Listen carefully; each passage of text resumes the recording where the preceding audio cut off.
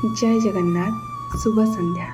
चलतु आज महाभारतर एक सुंदर कथाटी शुणा।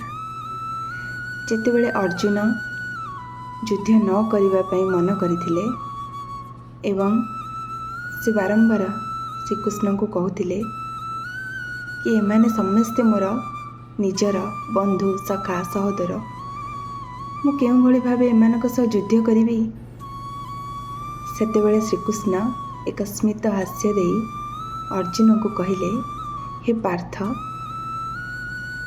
जदि से माने तुम निजर होइथांते ताले सामने रे कहीं सांगरे न थांते।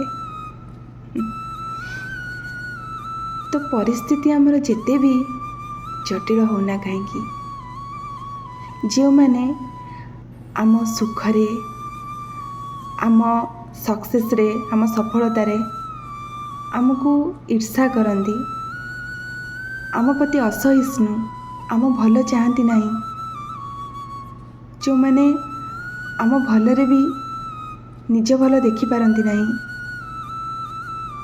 से माने जेते भी निजर होइथांती ना कहीं,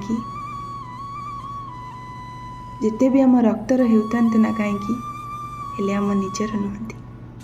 धन्यवाद।